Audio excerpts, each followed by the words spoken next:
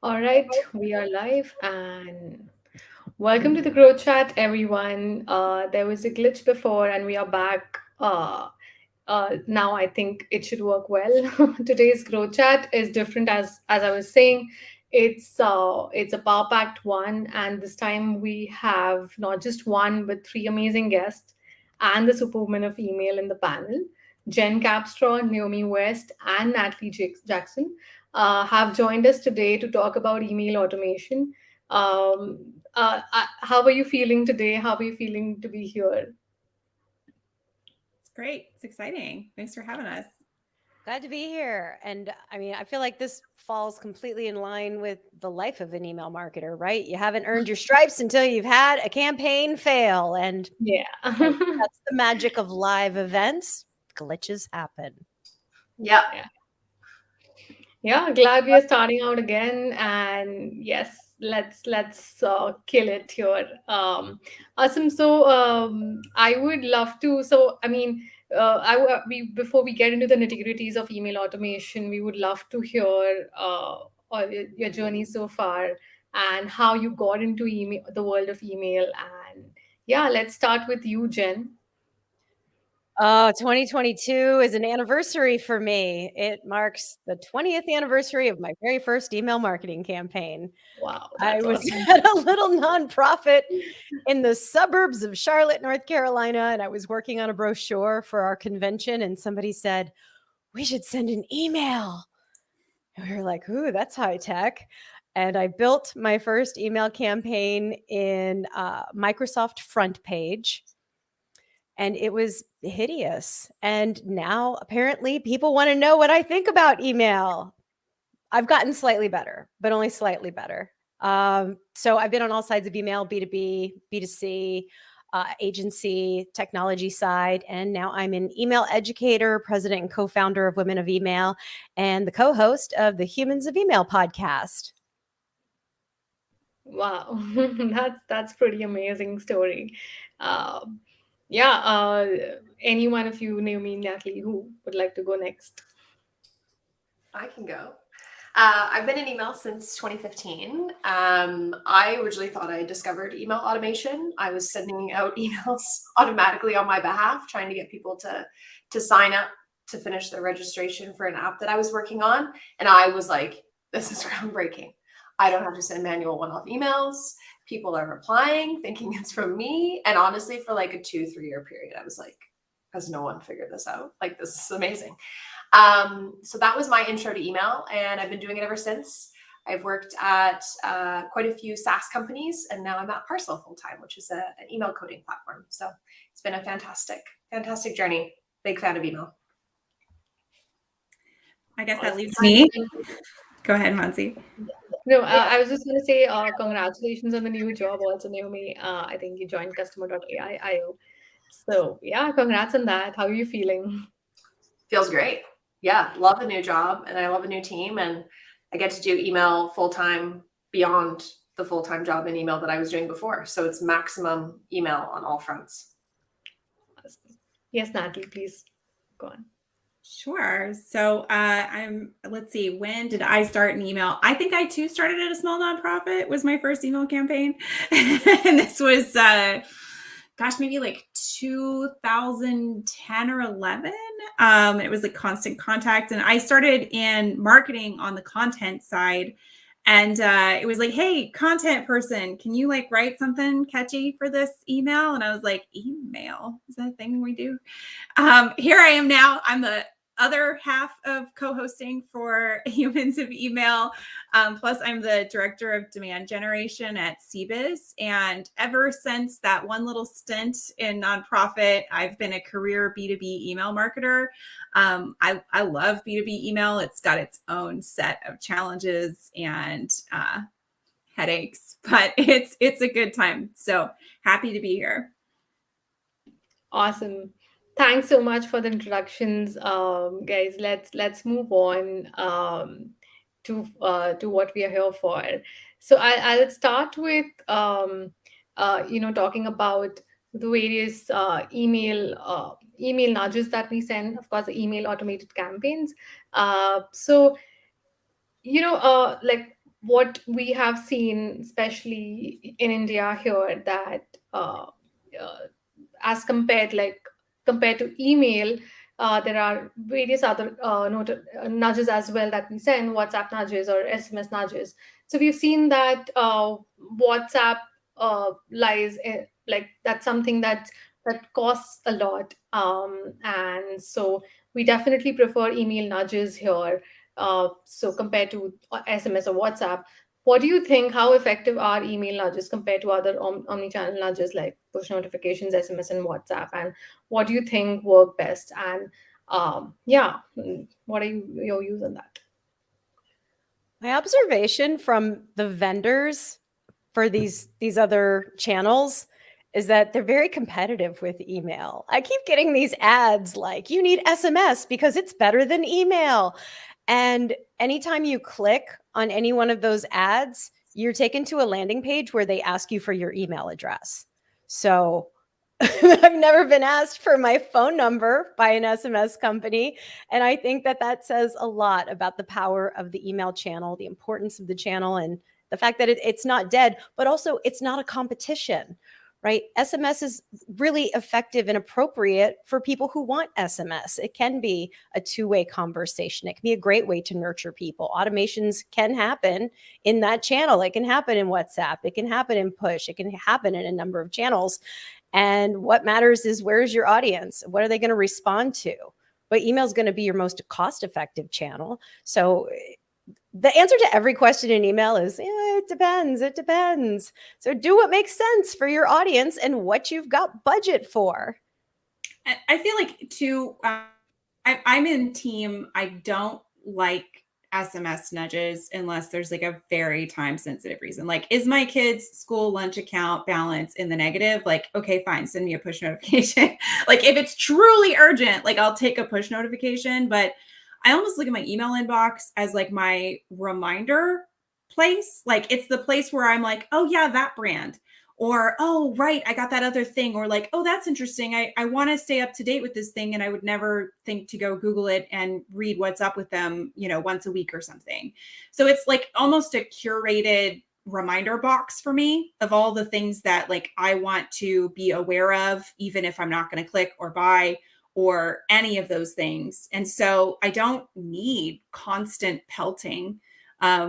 Unless, there's like a truly urgent reason. And I think that kind of goes into like those great out of office replies that you see now, where it's like, if this is truly an urgent request when I'm out of office, like, ask yourself, what is truly urgent? What types of things truly are urgent in life? And does it actually necessitate an immediate response? If the answer to that is yes, like, fine, I'll take a push notification. But otherwise, I would much prefer to be sent an email. I do not like to be pushed notifications on my phone for things that are not truly urgent. I think for me, I look at email as a channel that is so unique in the form of the content that it can provide. Like, you don't see that same balance of imagery and text on a push. And you can put in an image and with SMS and have it be an MMS, but the design, you can just put in so much content into email and have it mimic that website layout kind of approach, where if you're trying to sell a product, you can say the why, details about the product, push the value that it provides. And so, yeah, I just see it as this beautiful channel that can be fully built out minimally or extensively, depending on the message that you're trying to convey. So yeah, I mean, that clearly says that email is always on top, and of course, the other nudges could uh, come as depending on the budget or depending on other priorities. But I think, yeah, email will always top the list there. Um, yeah. Great. So moving on, like let's talk about D2C here first, and we could also later cover the B2B aspects of it. But starting to talk about D2C, what do you think are some of the most important email, the automated nudges for D2C according to you? Like, commonly we've seen abandoned cart emails or idle win back or cross sell. So, what do you think for retention, especially, are some of the important email nudges that companies should not miss out on? I think for direct to consumer companies, creating retention tactics are going to be what keeps your brand visible to others. So when I think about some retention email campaigns that you could be sending, could be following up on the purchase, asking for a review that could then live on your website. It could be encouraging you to promote the product that you've purchased from them to a friend.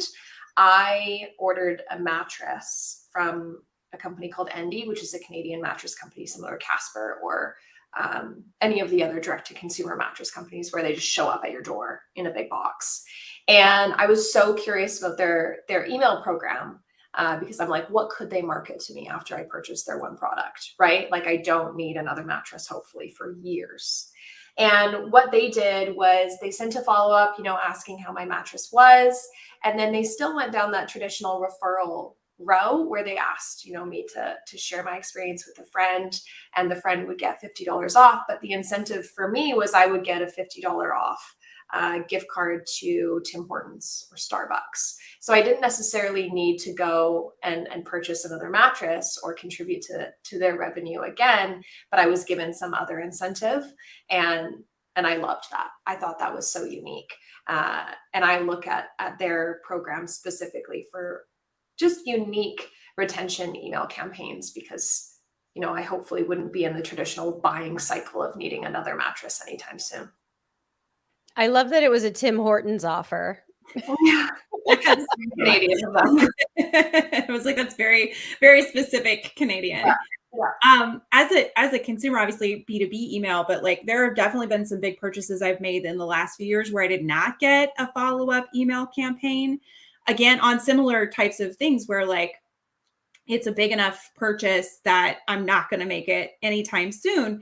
But like I was really disappointed that several of them missed the opportunity to send me like care instructions for longevity or like, hey, some things you should know about this or seasonality. I think one brand that does that really well, at least for me, was Patagonia. They have that worn wear tool that they use where like they'll revitalize clothing and then like resell it back to you to keep it from going to landfill. But like when you buy a new piece, they send you all of these care tips that are like intermingled with like climate tips, which I think is like super on brand, but also really useful to me. And I have to say, like, I didn't think there was a huge opportunity for like a post-purchase campaign on like a Patagonia zip up. And I was really impressed with the content they included in it. And it got me thinking like, it doesn't have to just be a big purchase. It could just be like something very specific. Like, what if your mattress company would have said, hey, here are some common care tips for the mattress that you have, or here are ways to like increase the longevity of it, or here's how often you should flip your mattress, or should you even flip this one? There's always like that very specific care instructional that I love to see in automation for post-purchase.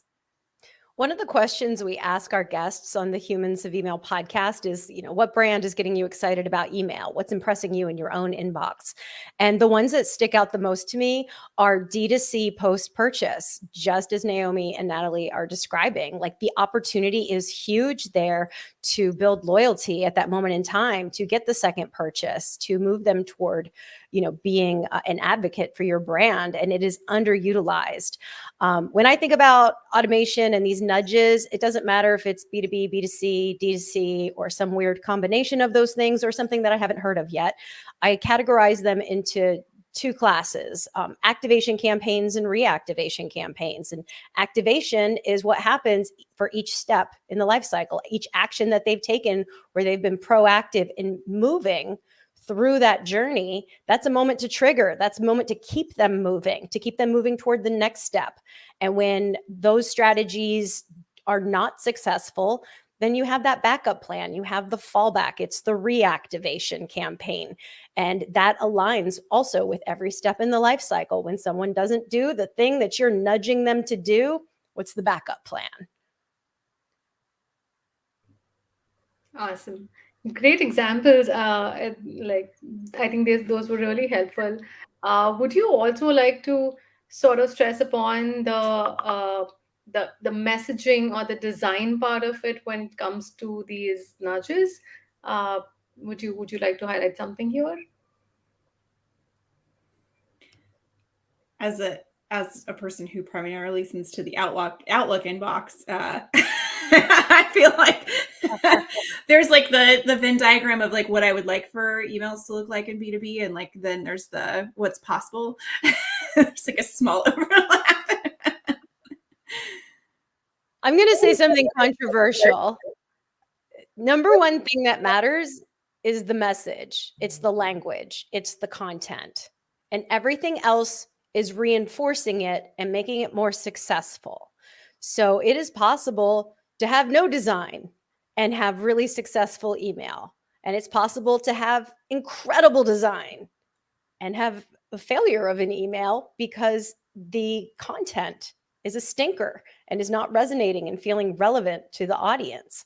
So I loved good design. I'm not a great designer. I'm a terrible designer. So I'm so glad that there are tools out there that empower me to be a better designer, and that we have so many talented people in the industry who are incredible email designers.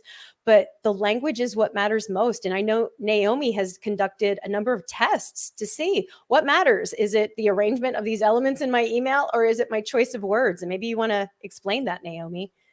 Yeah, I think the one that fits best with that is probably well, actually, yeah, there's multiple tests, but I recently ran a call to action versus call to value test, because I do find with a lot of businesses, the CTA copy is just driving an action so much. It's telling you to go shop now, book this, do that. And sometimes when it comes to new products that are launching, or for me in the SaaS space, new kind of software features in a product, I am like, I know nothing about what this feature would do for me. And so by taking that action that you're normally telling a subscriber to go do and flipping it to be the value instead, for me in the test that I've run, it's come back with statistical significance for both the click-through rate and the bottom of funnel conversion event that we're trying to drive them to. That basically says people react better when they understand the value of the action that they're going to take. And similarly with the design elements, I think, again, the test that I've run, it's not showing that, starting with an image converts higher, or starting with text where it works better. It shows that, again, the messaging is what matters. And for me, I think a classic example is if you have a beautifully designed all image email, but it doesn't scale down to mobile very well, and people can't read the text that's baked onto your image. When it's so small on their little mobile devices, you're losing out on a huge portion of your subscribers by not being able to communicate with them effectively. And so you could say, oh, this email is the best designed email ever. And I would probably say that email looks beautiful, but the messaging won't be able to convert. So yeah, I think it's really important to focus on what you're saying and why you're saying it and what value people are going to pull out of it. That said, though, there is some evidence that designing with that call to action up high can be very valuable. Everyone I know who's tried the fallback CTA strategy, where you've got your first call to action is after your headline, before the copy, and then it's repeated down below the copy. Everyone I know who's tried that out said it works. So, I mean, that is one way to make design more effective and to complement your strategy. But yeah, it's the message that matters most. And then that beautiful design just reinforces it and can help make that brand sentiment even more positive.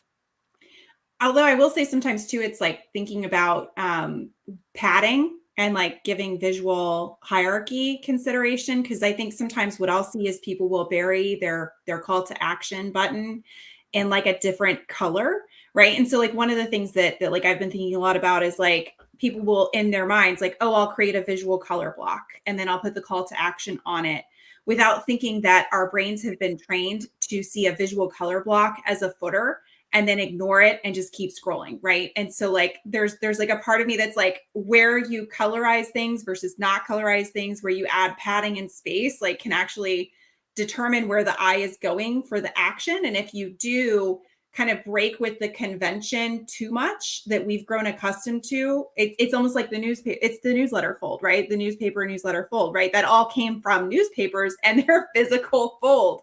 And you got accustomed to that. And I think there is something that has happened with email in the last decade, where we've become conventionalized to where to find the call to action button. So if you play too much with placement, sometimes you might like de-emphasize where the visual is. And that's just something I've been thinking a lot about lately as I see it and watch my own consumer behavior go. I didn't even see that button. It was buried in a colorized footer that I thought was a footer block or something, you know?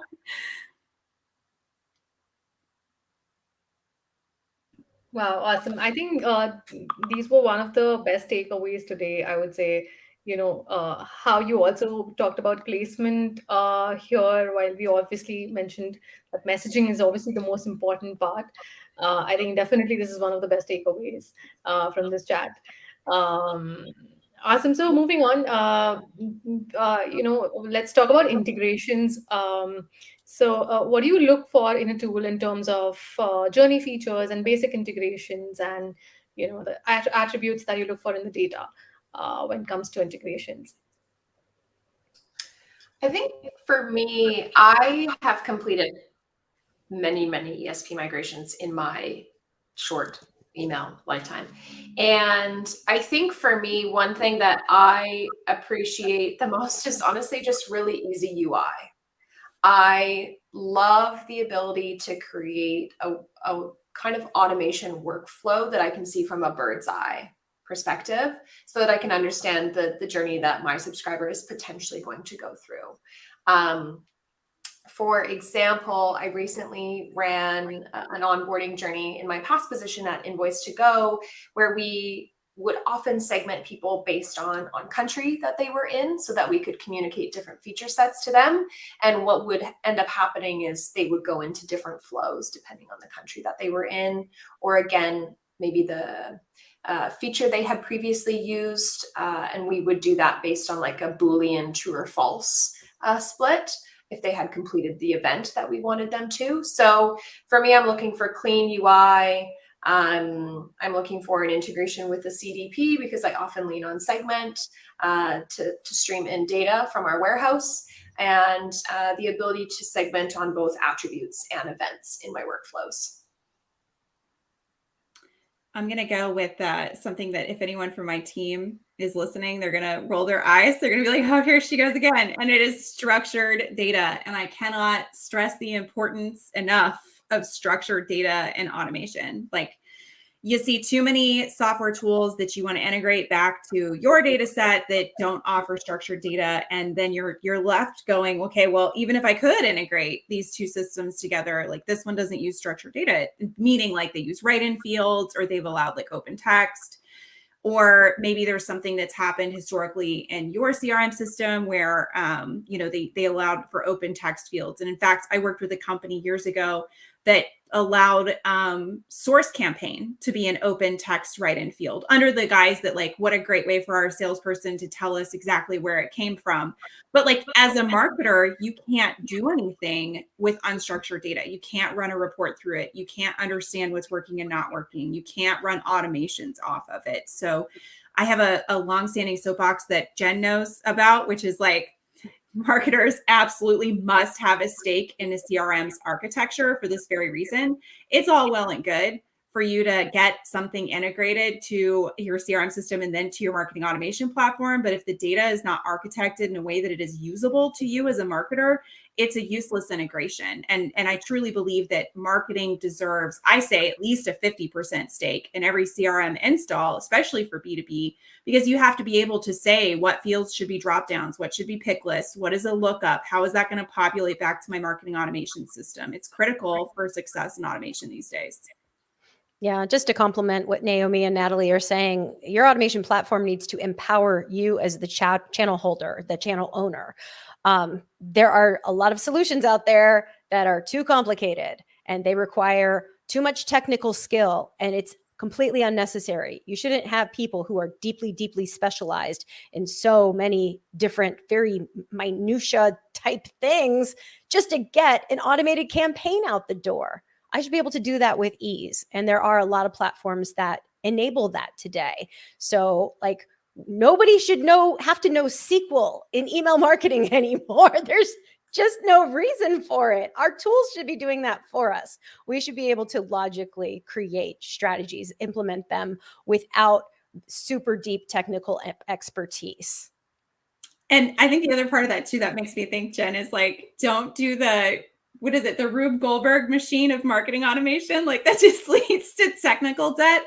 Sometimes I'll see the solution for something. And I used to work in an agency, so we would see this a lot there too, where people will like find the most complicated way to sync the data point from like A to B. And so instead of going from A to B, they'll be like, we're going to go to A, and then A is going to trigger D, and then D is going to slide into F, and then we're going to write F over onto G, and then G is going to trigger data point F, and then the email goes out. And you're like, okay, does it work? Yes. But like, there's a really great conversation. One of our Salesforce admins brought up this topic, and I think it's brilliant. And I've been thinking about it ever since he said it. And that is technical debt. And the question is like, are you creating technical debt? If you won the lottery tomorrow and you were like, hey, I'm done working, I'm going to go live on a beach somewhere. Is the automation that you set up easy enough to understand or documented well enough somewhere that literally anyone can come in, look at it and go, oh, okay, this makes sense to me? Or is it going to be like a 6-month treasure hunt to figure out where you buried the treasure box of automations to keep this thing running? The simplest answer is probably the best answer. And I think that applies not only to physics, but also to marketing automation. Yeah. And what happens when you have turnover on your team? Absolutely. Which is why you should document everything. Great. This is amazing. So yeah. So do you think when it comes to integrations, do you think it differs from D2C, B2C, or B2B, or do you think it can all be like it doesn't really differ? What do you think? I think that the industries might have different tech stacks, but the email campaigns and the strategies that they use could be mirrored very similarly.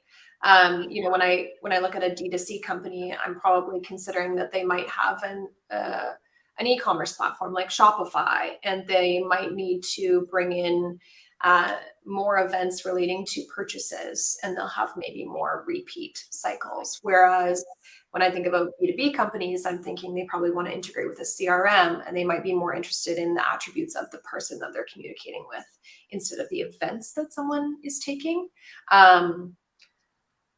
But please, Natalie, Jen, take over here. Yeah, I mean, B2C and D2C tends to lean really heavily into promotions, and B2B has no choice but to nurture a life cycle. So if you have mastered B2B marketing, you're going to be a really incredible marketer if you transition over to a consumer-facing audience. But as Naomi said, there's a lot of similarities, or there can be similarities. If you're doing it right, there's a lot of similarities. I agree. I would even posit there should be more similarities. I think the more that B2B marketers can do to replicate the consumer experience, the more successful that will be. Because what I hear most often in B2B is that you hear just the way in which B2B marketers talk about their database is not people, it's data. Oh, but we have that data. Well, we should target this set of data. We got to target these prospects, right? And these prospects are comprised of the following data points. Like what you don't hear a lot of in B2B email that I would love to hear more of is these are people just the same as the same people who have a Gmail inbox and open your promotional emails. Like it's the same set of people. And just because they're sitting in an office does not make them any less human. And so if we can replicate that human experience and treat them like people, like we do in a D2C context, I mean, that's what revolutionized B2C, right? Was the idea that you go B2C. Okay, well, now let's go D2C. Like, why can't B2B have the same premise? Why can't B2B be responsive to humans in the same way that B2C has become? So anything that a B2B marketer can do to humanize the experience and shift the internal narrative from prospects and data to people, I think will help them see more success in their email funnel. I think I completely agree with Natalie here. Yeah, we all talk about humanizing B2B brands more these days. So yeah, that makes complete sense to me. Awesome. So let's talk about measuring success. Success of these campaigns, and what are some of the important metrics that you think we should track, and especially for. I mean, we can talk differently about B2B and B2C here, but I think it could be very much similar. But yeah, I mean, let us know your thoughts here. I'm someone who really wants to look at the bottom of funnel conversion event that I'm trying to drive. I think that click-through rate is a fantastic metric to look at, but when I'm looking at two different emails, let's say an A/B test where I'm launching a new product feature, and one email has so much information in it explaining the value and what this feature can provide to you, and the other is more ominous, where you might want to click through to learn more. I'm more interested in that bottom of funnel conversion event for feature activation, or if someone has purchased, because then I can say, oh, the email that gave a lot of information converted higher, or the email that kind of teased someone onto a landing page converted higher. So for me, the metric of my success for email is it always has to be kind of that bottom of funnel conversion event. But if I'm looking at the success of one email without an A/B test, I'll look at click-through rate. I will look at unsubscribe rate very lightly to see how my audience is engaging or finding the email content. Probably those two are my main email metrics that I'll focus on. Your KPI of ultimate truth tends to be customer lifetime value. Is that number increasing? Is it decreasing? Is it not moving around at all? And loyalty, like how can you measure loyalty? Like it's very obvious how to do that for brands that have loyalty programs, but that's another really important metric. Like how can you define that? How can you quantify it? I think a mistake that a lot of marketers make is they don't understand the objective of the campaign they're implementing. They're thinking at too high a level, and like, oh, well, we want them to buy stuff, and that's not a KPI. Right? It's like, okay, what is the specific action you are looking for in very literal terms? What do you literally want someone to do after they receive this email? And that's a conversion point. And then whatever part of the customer journey that correlates to, that's going to move them to the next step in the customer journey. That's another important conversion point you need to be tracking. So there can be these little mini sub conversions that are leading to the big important conversions.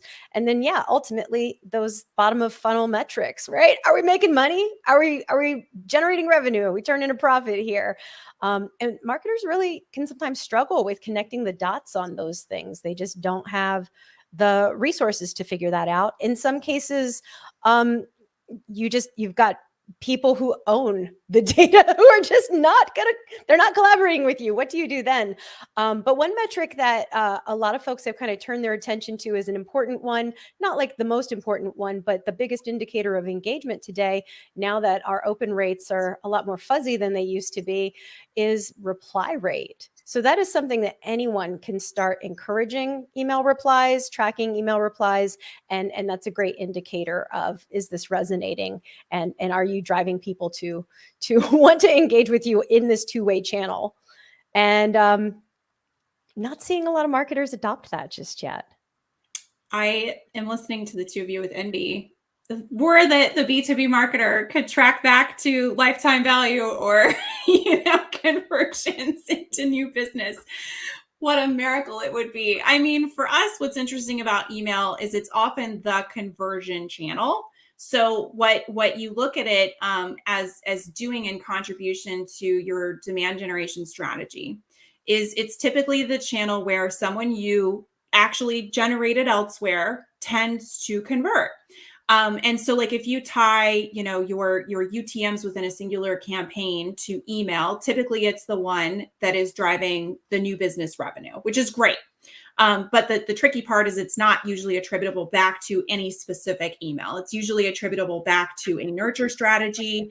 And then if you go back even one more step, it's usually someone who converted on a white paper or a search ad or something else down funnel And then email was the ultimate point at which they converted, which is great because it means that, email looks like it's doing a lot of wonderful things for attribution, which it is.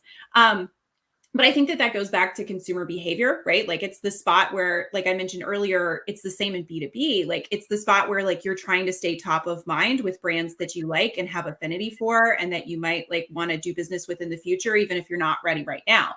So what that means for B2B is that you have to have a consistent long-term, and by long-term, I mean like how long is your sales cycle? Because it's probably going to be 18 months to 5 years in which you are sending out really relevant, really useful information without trying to be pushing a sale at every single email, so that when people are ready, you're top of mind, you're relevant, you're trustworthy, and you're useful, and they'll come to you when they want to buy, which is perfect. I mean, the only other thing that I might add to that is like, you just have to be careful that you're not over emailing or that you're not over activating on email. Because one of the things that I think has happened a lot in the last 5 years in email, Jen mentioned email open rates, definitely inconsistent for B2B. They were already so with Outlook. Now they're even more so with Apple, the mail privacy protection. But the other thing that's ramping up in my B2B email channels, shout out to my email geeks, B2B badgers, is email security bots. So if you're in B2B, one thing that you might not even know is happening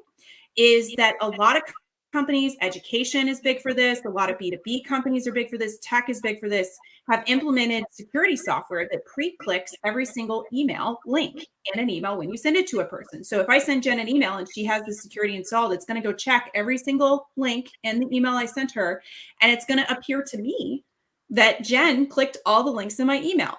Now, I know a lot of marketing automation platforms say that they filter for this. They do, and they probably do better than nothing, but they're definitely not catching it all.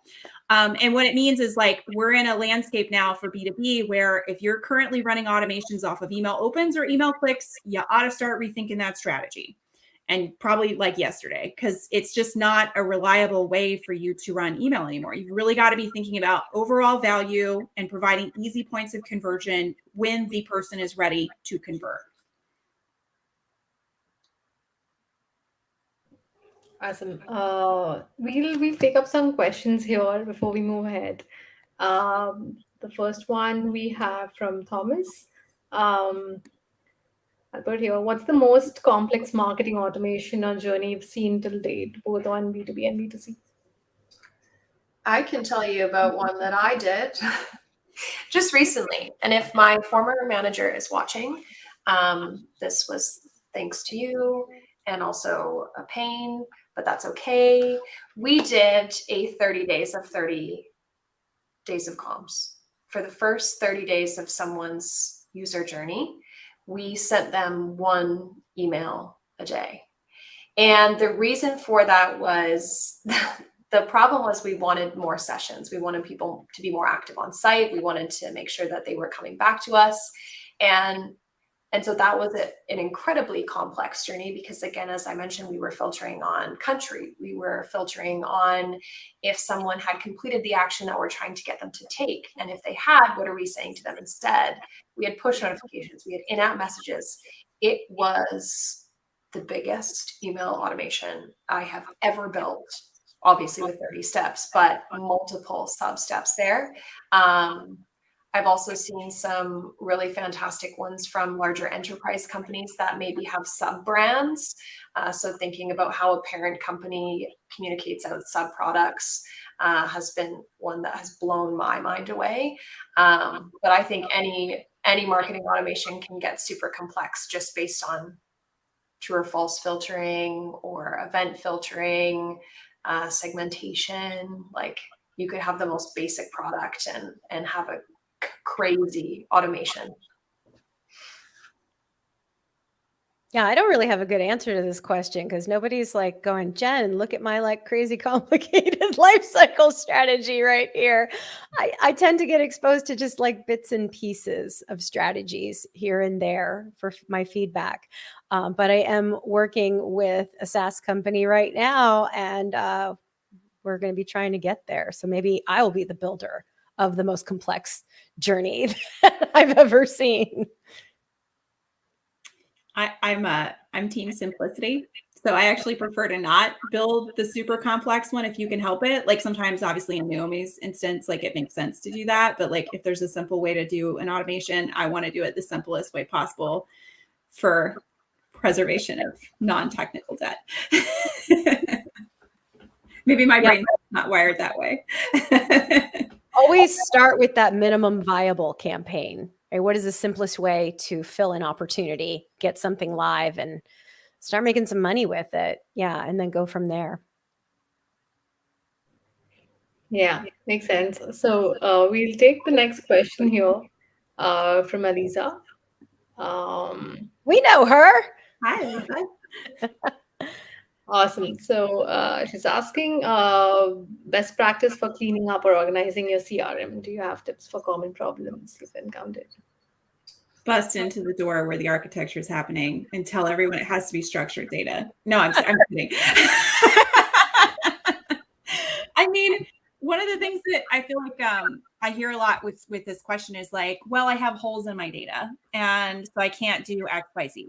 And my advice to that is like, show people the holes and be like, hey, you know what would be super cool is if we could do XYZ automation. And then they'll go, yeah, that does sound really great. I'd love to see how that works. Oh, you would? Okay, great. We'll look at these holes. Well, we can't do it until we fill these holes. How are we going to fill these holes? I mean, I think if you approach it with like, what is it that you want? What are you trying to get to? How are you trying to use this data? And if you can sell the use case of the data, a lot of times then you can work backwards into how are we going to get there? That's always my favorite place to start. Yeah, and it's best practice to not collect data that you're not going to use. So know why you're collecting it, have a purpose for it. I think a lot of brands got a little obsessed with the idea of like a database of ultimate truth where they're trying to wrangle a lot of data. And they put so much energy into trying having this perfect place that that it's like taking away resources from like actively doing something, if that makes any sense. I don't know how realistic it is to have perfect CRM. I think a lot of marketers also, they're like, oh, I don't have this data point, therefore my hands are tied. I cannot do this thing that I should be doing. And here's the magical thing about email. It's a two-way conversation. You can ask for data that you don't have. Now, is everybody going to give it to you? No, but some people will. And if you can make it as easy as the click of a button to capture a data point, if you're using your calls to action, like multiple choice buttons, that's an amazing way to capture important data so that you can then implement those more relevant strategies. I bet Naomi has better, deeper point of view on this, though. No, I would echo both of those points from you both. But I think for me, what I find when you're facing a CRM that you're either inheriting or you're looking at a CRM or marketing automation tool that you've used for years, people are more likely to want to migrate to a new tool instead of cleaning up their existing one.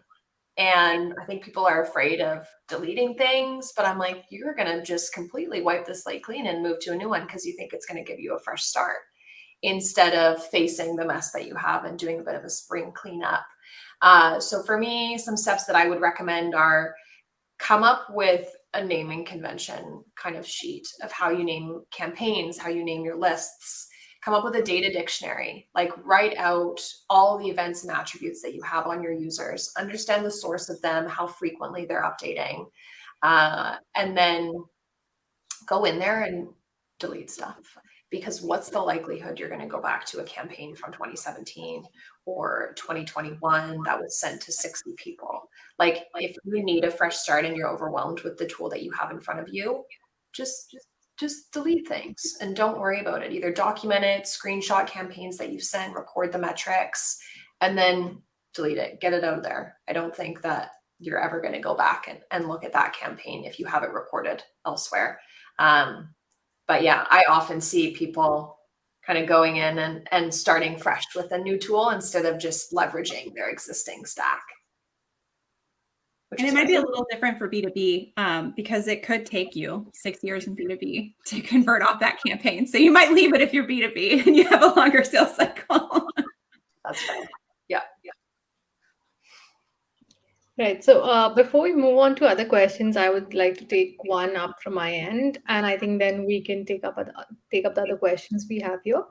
So as we talked about in the part where we were discussing the important metrics that we track, Jen mentioned that reply rate is really important, and a lot of us don't track that.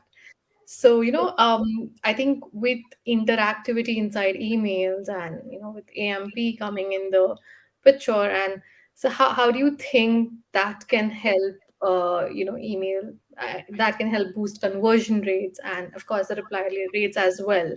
For example, adding like the add to cart interactivity inside the email, or, being able to book a demo directly inside the email with the help of AMP. What do you think how do you think that can help? I think that the real power of interactivity in email is reducing those friction points on the journey to conversion. So if you can make it easy for someone to convert in the inbox or take whatever action you really want them to take within the inbox, and there's fewer steps and they're not going to landing pages, then that's an amazing thing. And you're naturally going to see more success, more conversions. Um, a lot of times when marketers see something like interactivity in email or whatever cool thing is out, a decade ago, it was open time personalization, they get a little too obsessed with the sizzle factor. What's cool? Surprise and delight is a beautiful and important thing, but that should happen after you have kind of filled all the gaps in your life cycle program, and it's working pretty well, and then you can start diving into things for the sake of doing them and making them fun and beautiful. So I think really just reducing friction is so valuable. And a great example is an email I got from Mailmoto last month inviting me to a growth chat. And I clicked the register button, and that was it. I was done. I was registered. It was a one-click registration. Now just think how many more people would register for your event, you being person watching this video right now, if all they had to do is just click one button, right? You're not going to lose people on a landing page filling out a form or anything like that, and it's instantly on your calendar. I was so impressed. I screen grabbed it. I was talking about it in the Email Geek Slack group, and I'm like, this is rad. Well done, Mailmoto. Yeah, thanks for that, Jen. I mean, we really love the shout out there. Yeah. Anything you'd want to share, Naomi or Natalie, on this? I agree with Jen. Any chance you can to reduce friction is going to be beneficial to you, especially in B2B. I mean, I think like I can like hear the B2B email marketers like groaning in terror at the idea of not gathering like 15 form fills on that event registration. Although I know I can hear them being like, wait, there were so many questions I wanted to ask. But like, I think sometimes that's not the right place, right? And so like, if that's your resistance to trying something like that in B2B, is that you're not going to capture 10 points of data that you want upon conversion, like maybe ask yourself if that's like the critical thing to gather at the moment, or if you can gather those data points over time by asking different questions, by implementing the word is escaping me, progressive profiling. There's just lots of other ways to get that data. You don't have to ask for 17 form fills just to get a person registered for a webinar. Yep. Ditto both of those. Awesome. Thanks for that. Let's move on to the questions we have. We are sort of running out of time also here, since we had some glitch in the beginning. So anyway, we'll take up Aruza's question here. How can one send emails and automate the emails to go out regularly? Can you share which tools you use for your email marketing as well?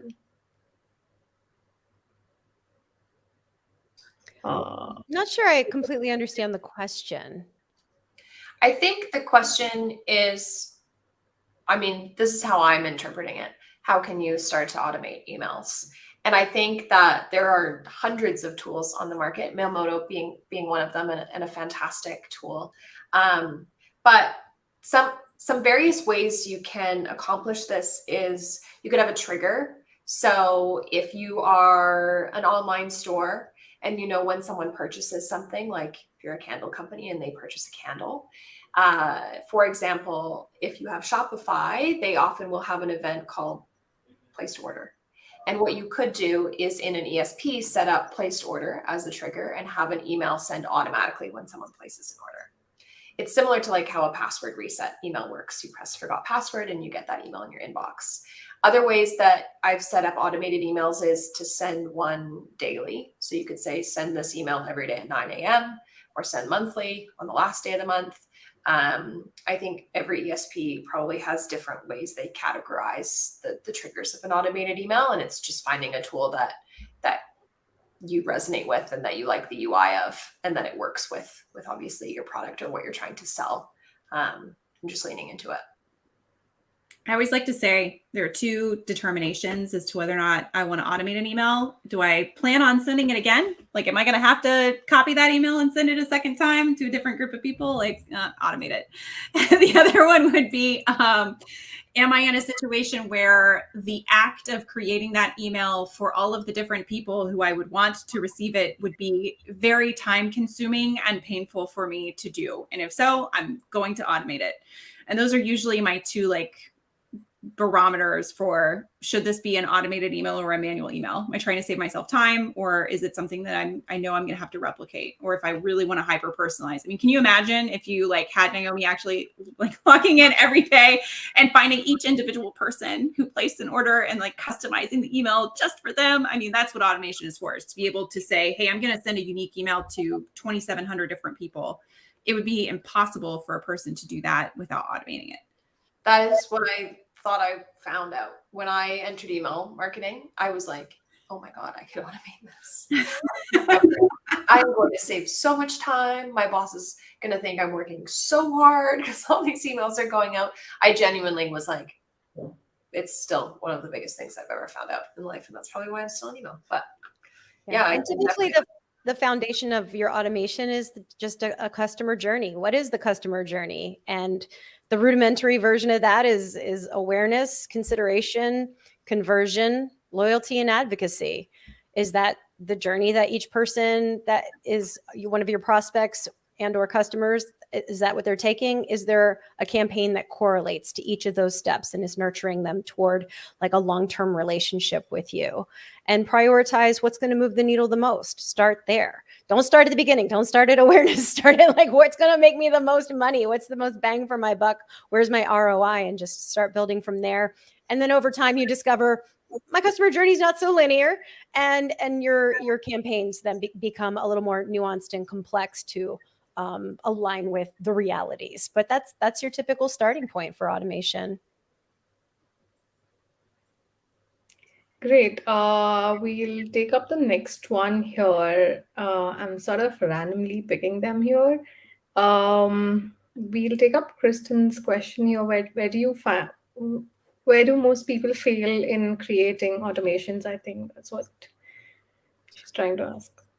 I think most people fail when they don't ever review the performance of them, or they think because they've set up an automation to go out every day or once a month or whatever the trigger is, it's kind of like a set it and forget it mentality, and they don't carve out time to go in and look at how it's performing and then ask themselves how they could try and make it better. Because I do think that so much of the marketer's day-to-day is focused on executing and hitting goals, and reporting, because the email's going out automatically, can kind of be like, well, it's going and it's scaling for us. And it sometimes lacks the time of day where you sit down, you're like, okay, what could be improved?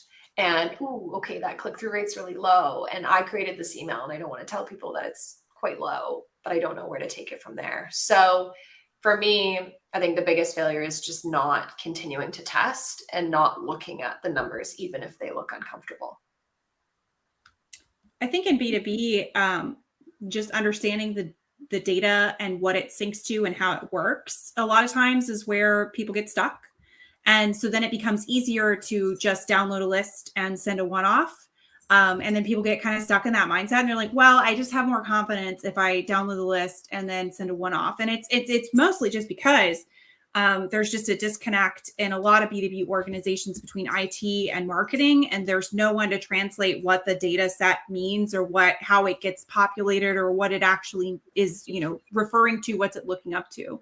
So, I mean, I'd say like make friends with your CRM team, make sure that you have, their partnership and understanding how the fields work and how the fields are architected. And that'll give you confidence in the data that you need to automate. Because that's a big thing in B2B, is like just simply having confidence in your data that when you trigger an automation, it's going to the people you expect it to. I think that's a huge one. I think the other one where people fail in creating automations we touched on earlier, and that is like people want to do the Rube Goldberg of automation, and they want to have like something major, complicated that's like going to require 16 team members to write custom code, and like it doesn't have to be that way. Like Jen said, if it's really difficult to get the data point out of your tech stack, maybe just ask. I mean, that's, I think, like one of my favorite things I've ever heard you say, Jen, and I know you say it all the time, like just ask people.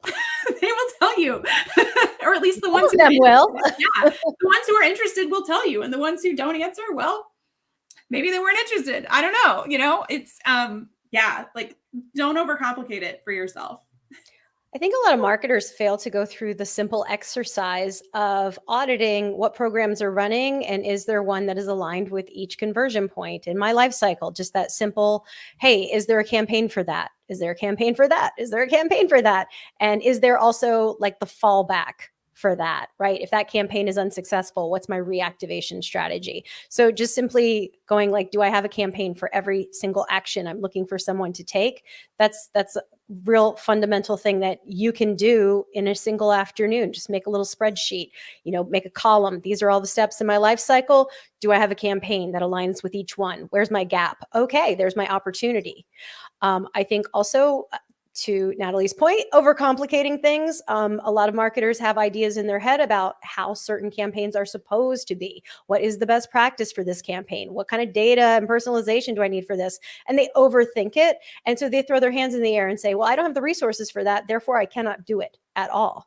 And you need to scale back. Like if there is an opportunity, if there's a gap, then what is the simplest way that you can fill it, and fill it fast? Because every day a campaign is not live is a day it's not making money for you. So figure out, how can I fill this gap? Change your expectations about what has to be done and what is best practice, because what's best practice is to get something live rather than nothing live. Also, we can go a little too deep with over personalizing. Just because you have the data does not mean you should use all of it all at once. You can be creating unnecessary work for yourself. An email needs to be just relevant enough to get the job done. And then you need to expend your energy on other things. So for instance, I worked with a brand that wanted to set up a cross-sell campaign. If you were a member of their loyalty program and you bought a bicycle, they wanted to send you an offer so that you could buy bicycle accessories. You could get a pump, you could get a helmet, you could get a bell, whatever it is you want to get. And in theory, yes, that's a great idea. However, that was not even a top 10 product category for them. So like, where can I really pack the biggest punch with my automation? So in that case, I advise, why don't we look at your top 3 product categories and do something a little more broad that's not just bicycles, which don't even appear on your homepage anywhere, right? What can I do that's going to move the needle in the most meaningful way? And don't get too bogged down with ultra minutia unless you've already covered all of the big bases.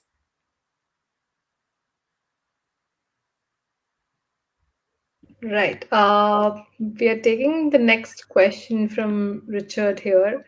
That's for Naomi specifically. What was the success metric for sending an email per day, and what was the churn rate? Our success metric for the 30 days of 30 comms is we had a couple success metrics based on what we wanted the whole entire journey to contribute to. So they were both kind of like product activation or feature adoption. The churn rate, the interesting thing with that is we didn't actually see a significant decrease between the 30 days initiative, which we tested against a control. The only thing that differed was the unsubscribe rate of the 30 days of comms. Rightfully so, people got tired. But but we didn't see a significant uptick of, are we seeing more people using these features if they receive one email or one push notification a day? Unfortunately, I can't say that, it was, we had a 100% higher conversion rate with statistical significance and it paid off. It was one of those moments that we were like, oh, okay, well, interesting. And then the unsubscribe rate obviously spoke for itself. So yeah, nothing too crazy there, but the success metrics were related to those like kind of bottom of funnel conversion events. I actually saw a presentation at a conference once. It was a gentleman from an agency, and they tested super high frequency against a medium frequency strategy. And what they found was the same as Naomi. Unsubscribes went up, but conversions for them in their case also went up. And so they dug into the math of that. And the amount of increased revenue more than offset the increased cost of acquisition to replace the lost subscribers. And I thought, that's interesting. So they made the choice to continue with higher frequency because it made more money and it was still cost effective in terms of investing more into more acquisition. But that's typically not a choice that email marketers make. We're very afraid of the unsubscribe button. There's not any right or wrong answer.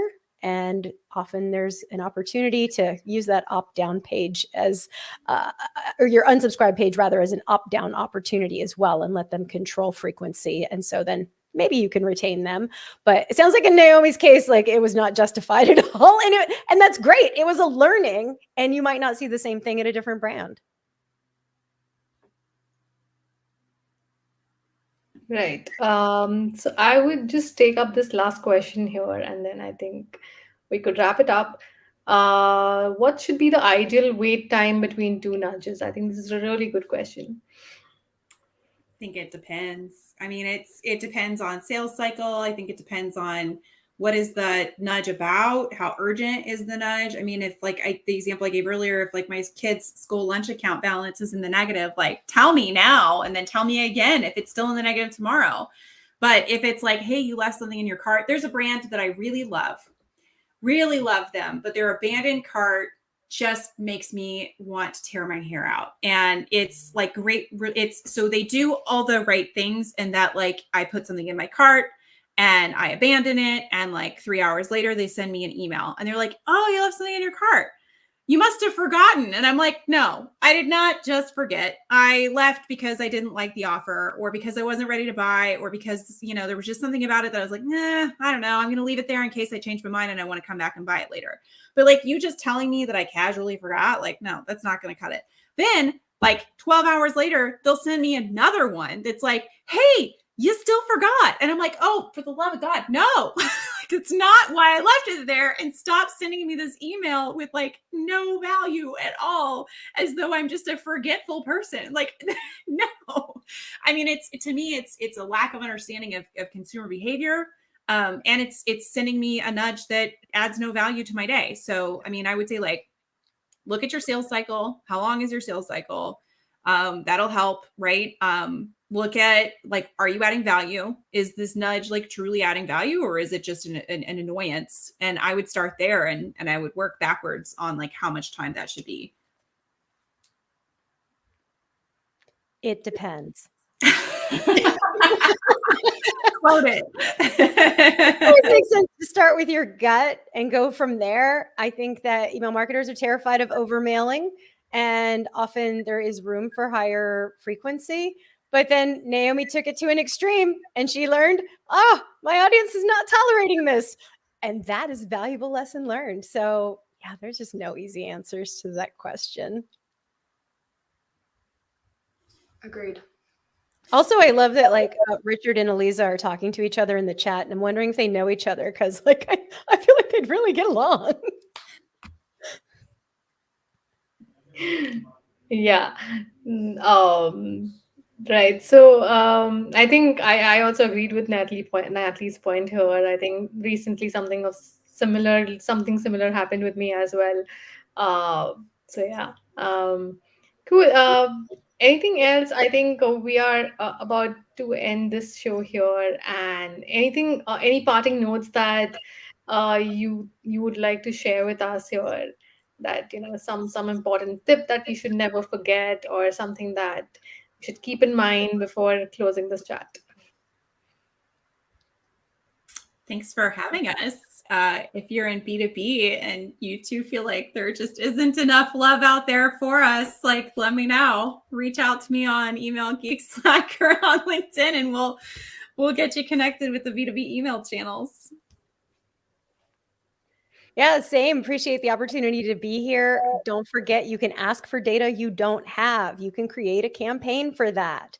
And you can progressively profile through the email channel. Just use your call to action buttons as answers to multiple choice questions, and you'll be amazed at how the psychology of response works. And people will start telling you the things you want to know so that you can send more effective, more relevant automated campaigns, personalized campaigns, and kill it. Absolutely kill it. Yeah, kill it. I think perfectly said. Naomi, anything from you? No, yeah, thanks for having me. I think that, email is one thing that we often look at in different silos based on industry and audience, but at the end of the day, a lot of things can be mirrored, and don't be afraid of change and testing, and really leaning into what you have available to you. Awesome. Great. So, thank you everyone for joining us today. Thanks, three of you, to take out the time and join this chat. It was really amazing, and really sorry for the glitch that happened in the beginning. Uh, I think, yeah, we should all have a backup. That's how we learn that even email automations could go wrong. So, as Jen said, always have a backup plan ready. Cool. Thank you, everyone. See you next time then, probably. Bye.